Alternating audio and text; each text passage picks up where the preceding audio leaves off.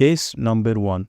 A 10-year-old child with a known history of asthma presents with complaints of coughing and shortness of breath that occur primarily during physical education classes at school. The child reports no symptoms at night or when at rest.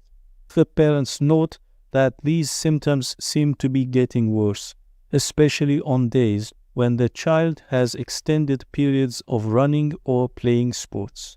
What is the most likely cause of the child's symptoms? A. Chronic sinusitis. B. Exercise-induced bronchospasm. C. Allergic rhinitis. C. Gastroesophageal reflux disease. Correct answer, B.